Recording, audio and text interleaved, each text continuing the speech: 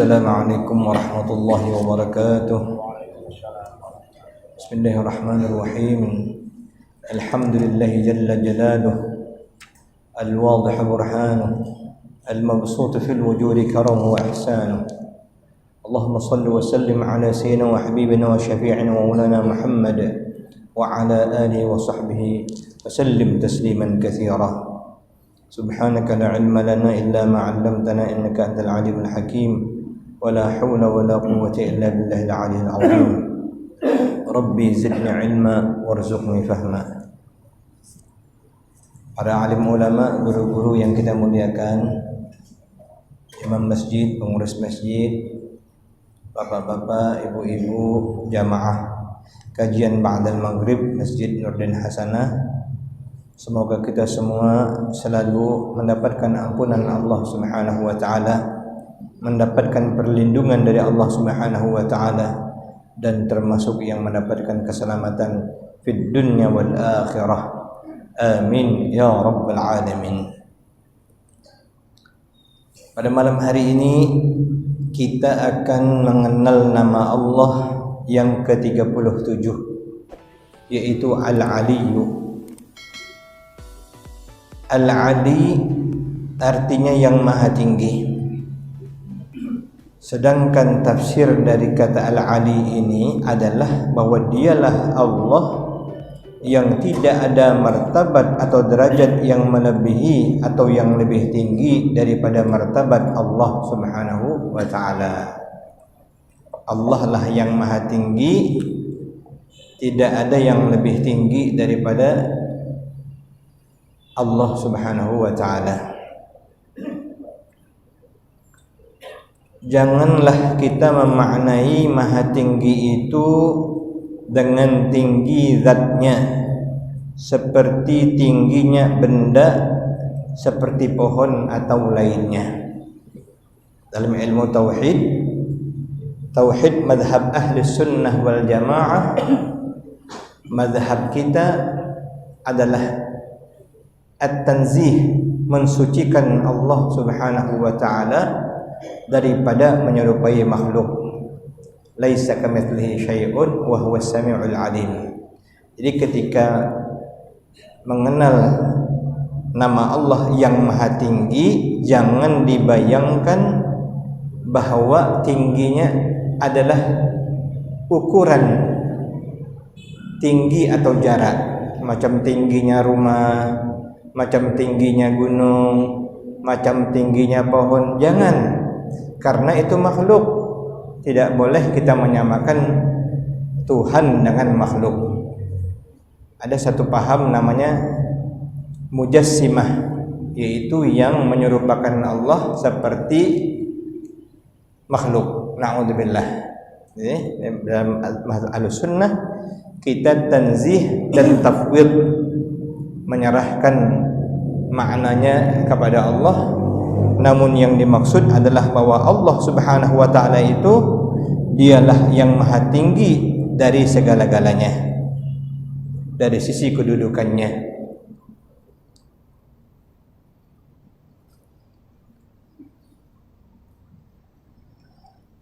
Termasuk jangan kita membayangkan bahwa Allah itu tinggi seperti bertempat sehingga tingginya berada di atas langit atau di atas arasy. Jangan kita bayang-bayangkan. Jangan sampai kita menyerupakan Allah dengan makhluk yang memerlukan tempat, karena Allah tidak memerlukan tempat. I'tikad seperti ini berarti mendakwakan bahwa Allah berwujud seperti benda. Yaitulah kelompok atau paham mujassimah namanya. Yang dimaksud tinggi adalah darajatuh, derajatnya, martabatnya, keagungan dan kebesaran Allah Subhanahu wa taala. Untuk lebih memahami maksud dari maha tinggi, kata guru kita Syekh Muhammad Bakhit, bahwa sesuatu itu ada yang dinamakan musabbab, ada yang dinamakan sabab, dan ada juga yang dinamakan musabbib. Ada musabbab, hasil dari suatu sebab, ada yang dinamakan sebab, proses sebab akibatnya, ada yang dinamakan musabbib, pemberi sebab. Contohnya rasa kasih sayang. Contohnya rasa kenyang. Kenyang atau rasa kenyang itu adalah musabbab, hasil dari suatu sebab. Sedangkan makan adalah sebabnya. Dan yang menjadikan rasa kenyang adalah musabbib, penyebabnya.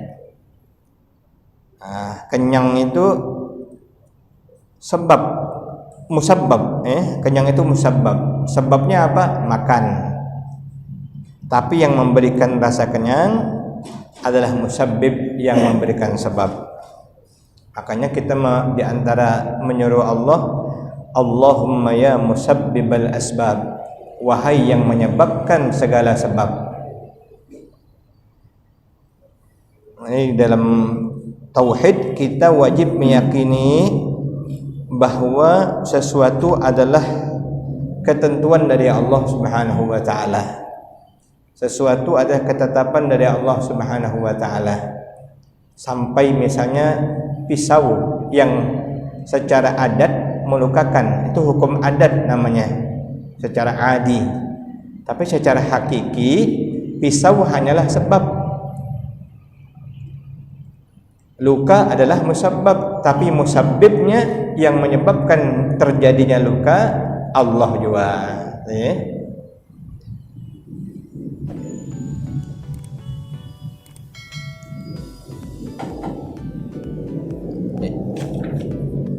Contoh lain kata beliau seperti anak. Ia adalah musabbab, adanya anak adalah musabbab, hasil dari suatu sebab.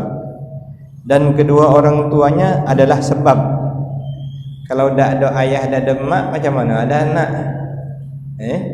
Itu secara hukum sebab akibat yang telah ditetapkan oleh Allah Subhanahu wa taala.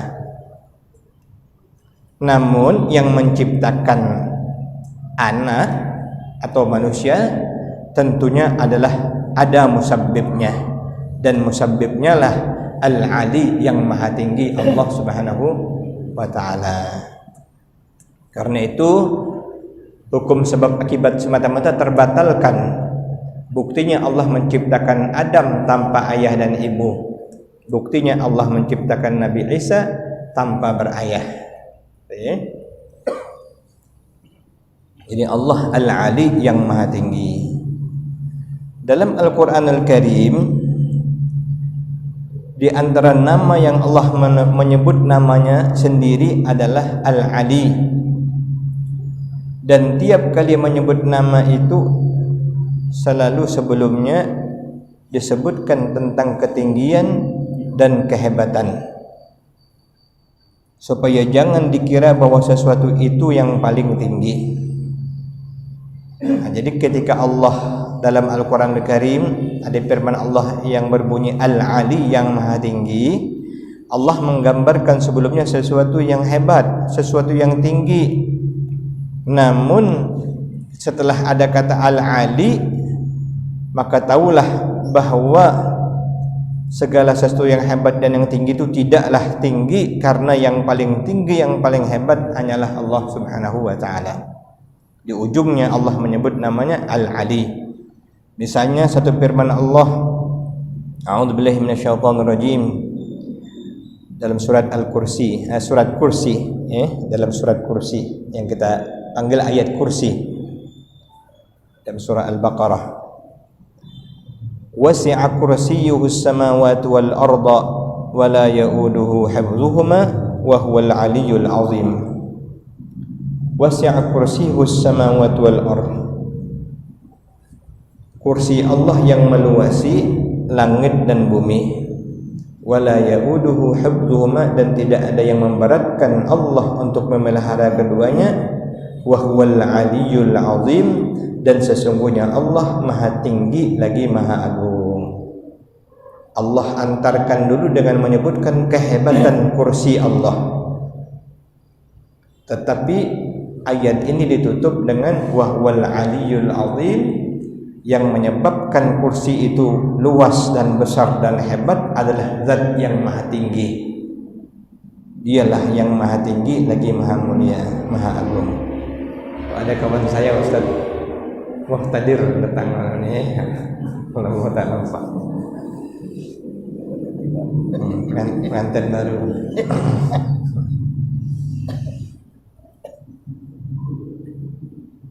Dalam Al-Quran Allah juga membicarakan tentang martabat manusia. Ada di antara manusia yang Allah angkat menjadi pemimpin, Allah jadikan dia pemimpin. Ada juga yang menjadi rakyat, dan pemimpin yang lebih tinggi derajatnya. Ada orang tua dan ada anak-anak. Ketika itu orang tua lebih tinggi derajatnya. Ada suami istri. Ketika itu suami yang punya kedudukan lebih tinggi dari istri. Jadi Allah telah nampakkan dalam wujud yang diciptakan oleh Allah Subhanahu wa taala agar kita dapat mengenal, mengetahui maksud dari tinggi tersebut. Bukan tinggi badan. Ayah lebih tinggi dari mak, belum tentu secara fisik. Banyak bini yang lebih tinggi daripada laki, tapi kedudukannya lebih tinggi ayah. Seorang ayah daripada anak, sehebat apapun anaknya, jenderal sekalipun anaknya, dia tetap anak terhadap orang tuanya.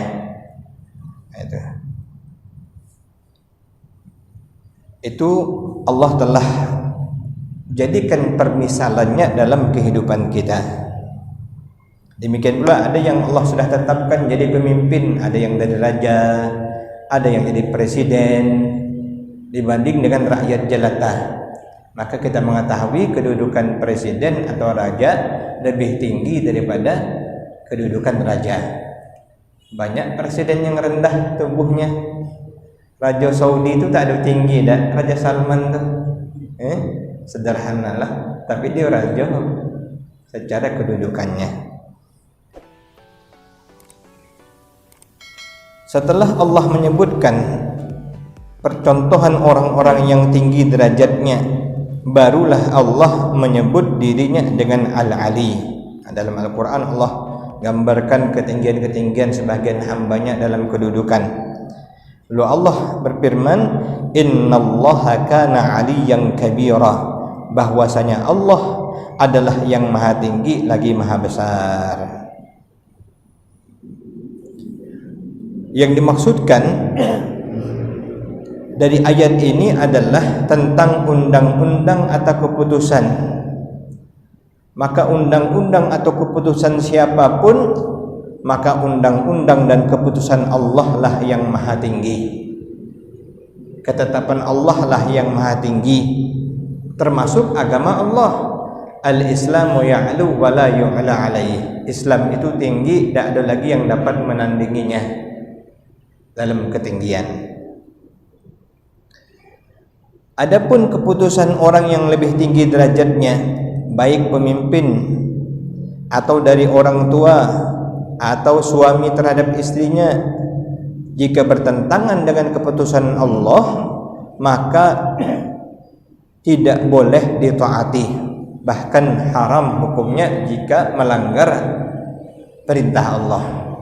Dalam hadis Nabi SAW bersabda, la ta'ata li makhluqin fi ma'siyatil khaliq. Tidak wajib mematuhi seorang hamba jika isi perintah itu adalah maksiat kepada Allah Subhanahu wa taala. Istri wajib taat kepada suami, tapi jika perintah suami bertentangan dengan perintah Allah, maka haram istri mentaatinya. Misalnya istri mengatakan, "Tidak usah sembahyang-sembahyang lagi kita. Tak usah sembahyang subuh, tak usah zuhur, tak usah asar. Ngapo sembahyang-sembahyang?" Walaupun suami itu patuh, wajib mematuhinya, tapi jika perintahnya bertentangan dengan perintah Allah, haram kita mentaatinya, karena perintah Allah lah yang lebih tinggi. Perintah Allah yang maha tinggi. Nah, termasuk perintah siapapun juga selama bertentangan dengan hukum Allah maka haram ditaati.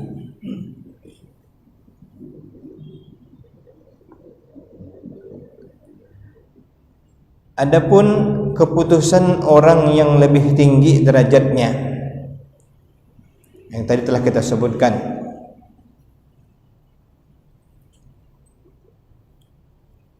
sebagaimana dalam firman Allah dalam surat An-Nisa, dan perempuan-perempuan yang kamu khawatir nusuznya, durhakanya, maka nasihatilah mereka. Nah, ini dalam arti suami terhadap istri ini, ya. Terhadap perempuan-perempuan yang kamu khawatir nusuznya, durhakanya, maka nasihatilah mereka. Kalau juga tak mau nurut, pisahi diri mereka dari tempat tidur, pisah ranjang. Kalau tak mau juga nurut, pukul mereka dengan pukul yang mendidik. Kemudian jika mereka mentaatimu, maka jangan kamu mencari-cari jalan untuk menyusahkan mereka. Sesungguhnya Allah Maha Tinggi lagi Maha Besar. Wallati takhafuna minhunna nusuzahunna ila akhirih. Allah ajarkan kepada kita bagaimana cara mendidik istri, dinasihati. Kalau tak mau dinasihati, apalagi nasihat itu perintah Allah, suruh salat, tak mau bini kita salat. Sudah sampai 10 tahun kawin, tak mau juga salat. Itu dah lamonnya 10 tahun ya. Kalau bini tak mau salat, katakanlah paling lama 40 hari saja. Tiap hari perintahkan sholat, tak mau. Besok suruh lagi sholat, tak mau. Besok suruh lagi sholat, tak mau. Maka pisahi ranjang. Tak mau juga pukul, tak mau juga balikkan dengan bapaknya. Itu yang paling aman ya. Nah, karena kita sudah berupaya mendidik, dia tak mau ikut. Dalam ayat ini Allah membicarakan bahwa kedudukan seorang suami lebih tinggi daripada istri. Namun di atas derajat suami yang tinggi ada lagi yang lebih tinggi. Maka suami pun mesti tunduk kepada hukum orang yang lebih tinggi. Jadi kalau nanti ikut peraturan, pada posisi keputusan kuat nanti, tentunya hukum Allah yang paling tinggi untuk mengaturnya ya. Pengertian durhaka seorang istri ada dua, nusuz. Ada secara umum dan ada yang terkait atau tergantung keadaan. Contoh umum seperti seorang istri yang keluar rumah tanpa izin suami, maka istri dikatakan nusuz. Baik suami itu mampu mencukupi kebutuhan istri ataupun tidak. Istri wajib minta izin terus kepada suami, kecuali sudah diizinkan secara maklum, bahwa sudah diketahui diizinkan, sehingga ketika tidak sempat minta izin berarti sudah dapat izin karena sudah jelas, sudah diizinkan dan sudah dimaklumi. Tapi kalau tidak, maka dapat kategori nusuz, meskipun keluarnya istri itu karena suami tak cukup. Kalau kata suami jangan, maka patuh kepada suami, jangan keluar. Nah, dulu di zaman Rasulullah kan ada seorang istri yang dikatakan menjadi ahli surga tatkala dia mentaati suaminya. Padahal tantangannya berat. Ketika itu ayah istri sakit, jadi suami melarang. Nah, tapi karena taat dengan suami, maka istri tersebut mendapatkan pahala ahli syurga. Namun secara adab, seorang suami yang tidak mengizinkan istrinya menjenguk orang tua yang sakit itu zalim namanya, menzalimi istri. Bagaimanapun istri untuk hal-hal yang tidak bertentangan dengan hukum Allah wajib patuh kepada suami. Artinya di sini kita dikenalkan Allah tentang makna tinggi tersebut. Cuman di Indonesia ini banyak pula sudah paham gender, paham gender yang positif tidak apa-apa, tapi takutnya paham feminisme yang dibawa oleh Barat, sehingga tidak ada lagi perbedaan antara laki dengan perempuan. Dianggapnya sama rata gala-galanya. Sampai main boxing pun ada perempuan, main gulat pun ada gulat perempuan. Na'udzubillah.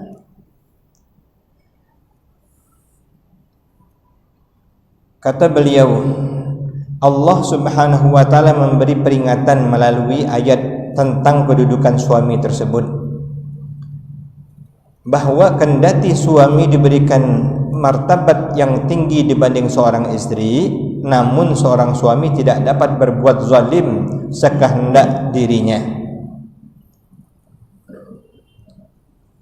Sekalipun Allah telah beri dia kedudukan derajat yang tinggi daripada istrinya. Karena apa? Karena dia wajib lebih tunduk kepada yang lebih tinggi, yaitu hukum Allah Subhanahu wa taala, aturan Allah Subhanahu wa taala. Allah Subhanahu wa taala yang maha tinggi dan maha besar, tidak ada satu martabat pun yang lebih tinggi dari martabat Allah, kedudukan Allah. Karena dialah musabbib satu-satunya yang memberikan sebab.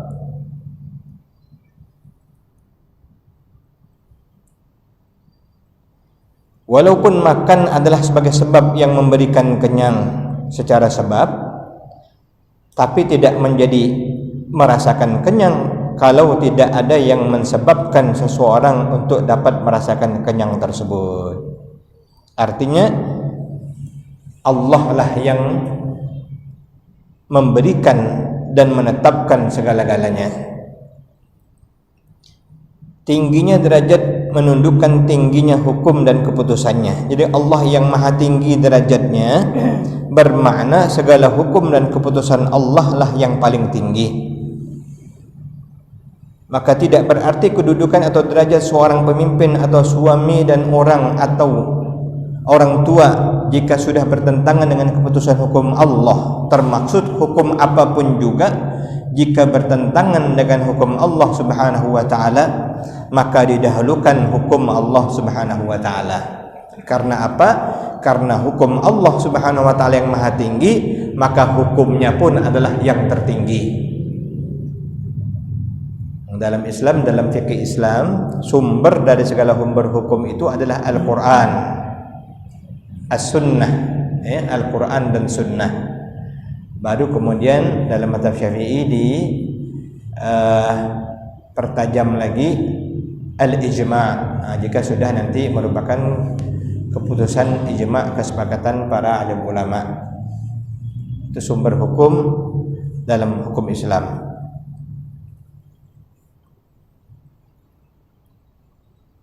Apabila kita sudah beriman dengan nama Allah Al-Ali yang maha tinggi, maka kita dituntut untuk menjadikan diri kita menjadi orang yang punya martabat yang tinggi di sisi Allah. Iman kepada nama Allah Al-Ali mengajarkan kita untuk berupaya mendapatkan kedudukan yang tinggi, yang ali di sisi Allah Subhanahu wa taala. Dalam Al-Qur'an Allah berfirman, "Fatahajjad bihi nafilatan laka asa an yab'atsaka rabbuka maqaman mahmuda." Maka bangunlah di tengah malam, kerjakan nafilah salat sunnah, asa an yab'atsaka rabbuka, semoga Tuhanmu mengangkatmu ke maqam mahmuda, maqam yang terpuji, supaya kita naik derajat kita hidup taat kepada Allah, menjauhkan yang dilarang Allah, bersungguh-sungguh dalam mengabdi kepada Allah supaya derajat kemanusiaan kita menjadi tinggi, jangan sampai menjadi rendah. Kata Imam Al-Ghazali, potensi pada diri manusia, potensi yang namanya potensi malakut atau yang terkait ketinggian seakan-akan seperti malaikat Allah. Ada juga potensi bahaimi, kehewanan. Apabila manusia turun derajatnya, maka dia setara dengan hewan, bahkan bisa lebih rendah. Tapi kalau manusia naik tinggi derajatnya, bisa setara dengan malaikat, bahkan lebih tinggi daripada malaikat. Dan ketika kita beriman dengan nama Allah Al-Ali, maka Allah mengajarkan kita agar kita menjadi orang yang mendapatkan kedudukan yang tinggi di sisi Allah Subhanahu wa taala.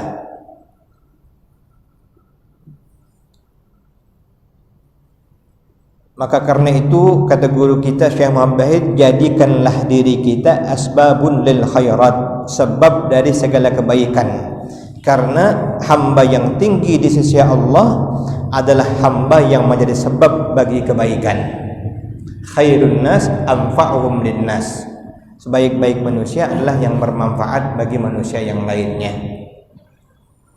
Menjadi sumber kebaikan, sumber yang menolong dari sisi petunjuk, yang menolong dari sisi memudahkan, yang menolong dari sisi mengaturkan, yang menolong dalam sisi memberikan kasih sayang.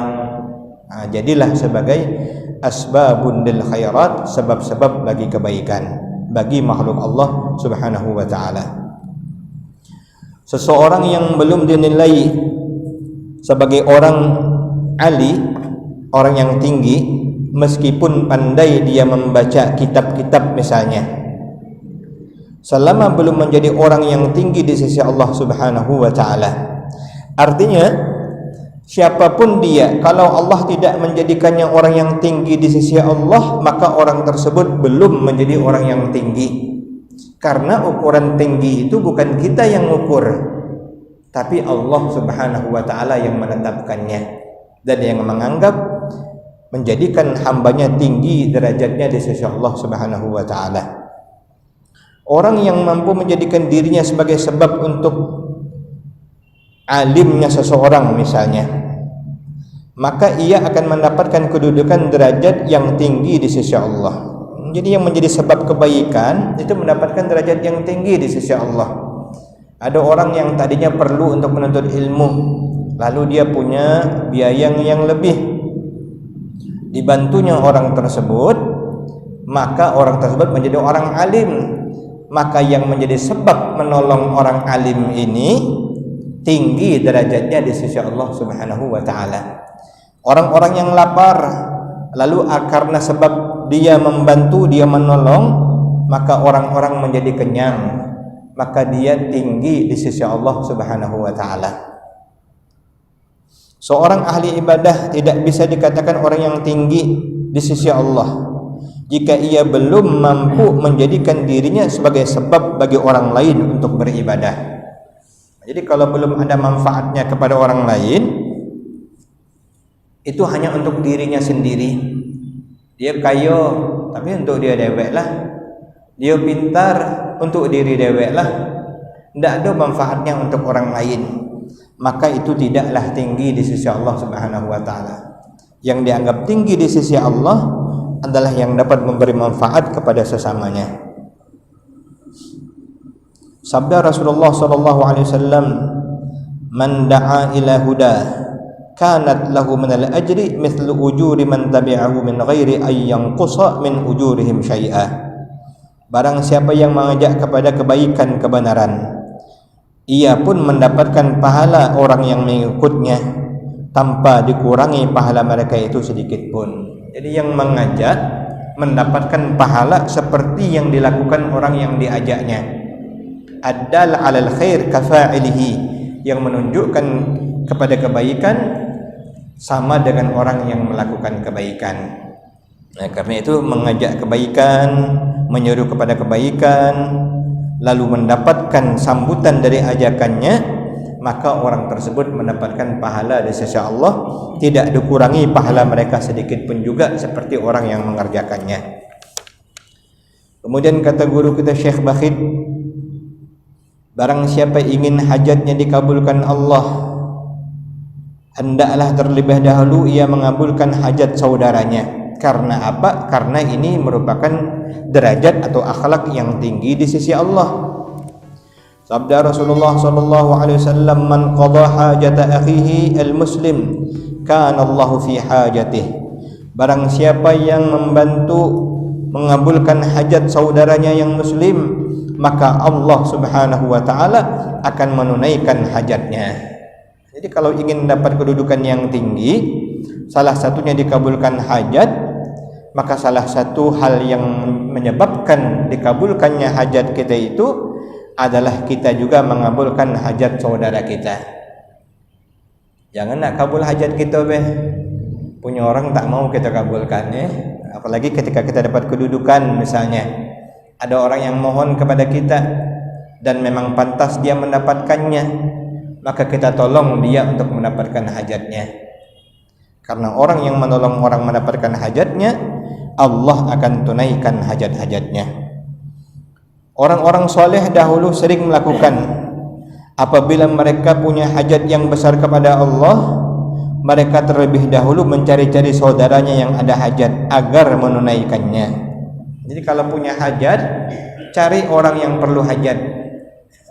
Buat pengumuman, siapa yang punya hajat silahkan datang kepada saya. Saya kurang banyak yang datang ya. Siapa yang perlu duit gratis. Yang ada ini ada juga tapi ujungnya lain. Siapa yang perlu duit masuk ke SMS gitu kan sering. Anda perlu dana, rupanya bukan nak bantu malah nak melit kita ya. Nah, itu lain. Jadi orang dulu suka apabila ingin dikabulkan hajatnya, dia berupaya mengabulkan hajat saudaranya. Bahkan dia cari siapa yang punya hajat ya, supaya dia ditunaikan Allah juga hajatnya.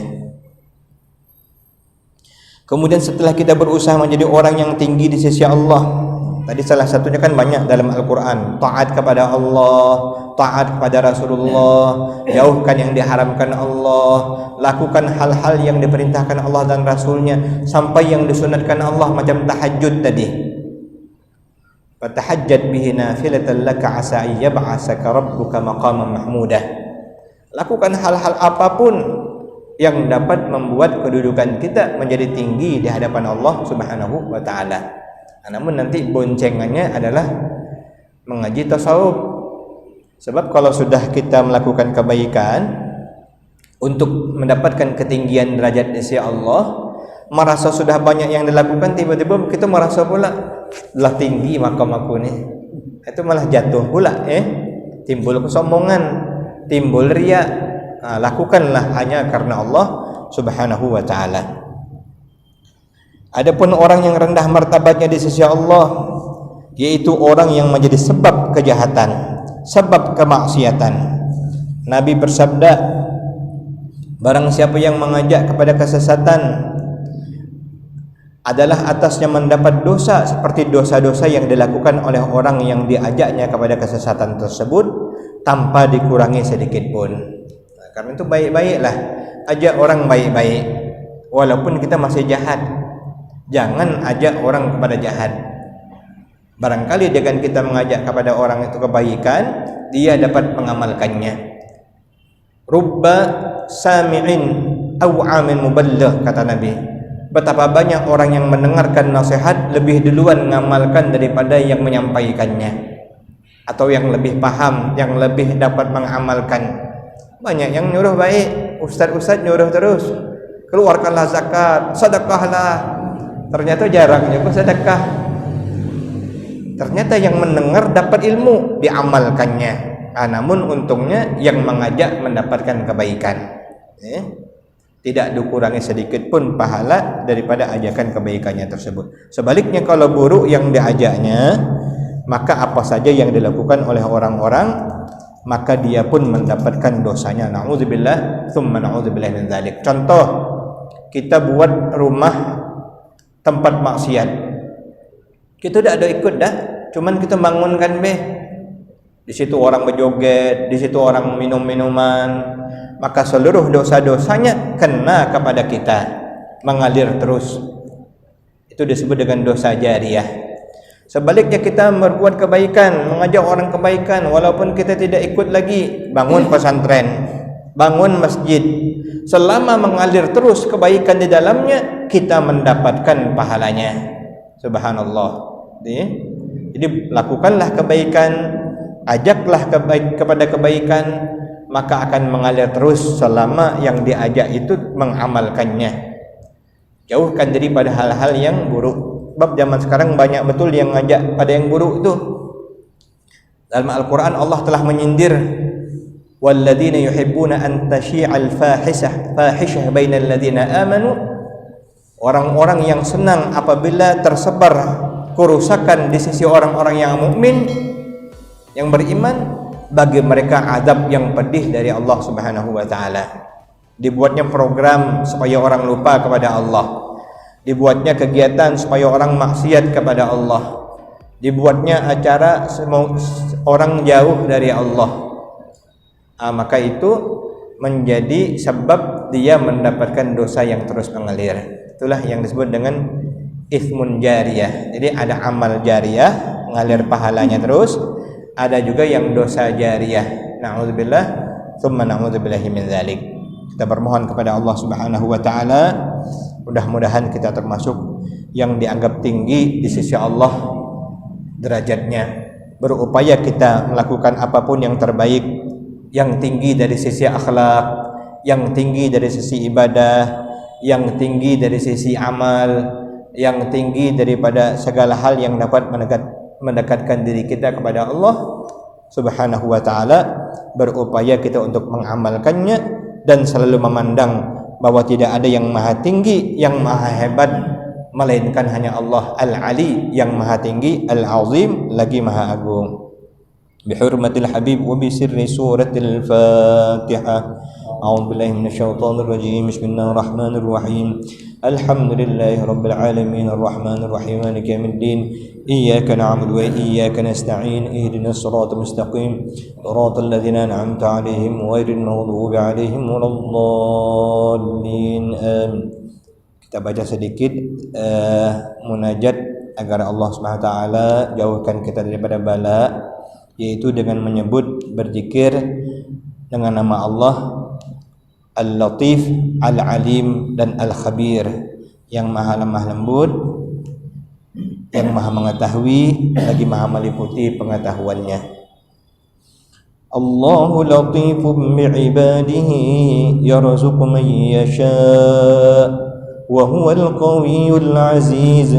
Ya latifan bi khalqihi ya aliman bi khalqihi ya khabiran bi khalqi ultub bina ya latif ya alim ya khabir ya latifan bi khalqi ya aliman bi khalqi ya khabiran bi khalqi ultub bina ya latif ya alim ya khabir ya latifan bi khalqi ya aliman bi khalqi ya khabiran bi khalqi ultub bina ya latif ya alim ya khabir ya latifan lam yazal ultub bina fima nazal إنك لطيف لم تزل ألطف بنا والمسلمين يا لطيفا لم يزل ألطف بنا فيما نزل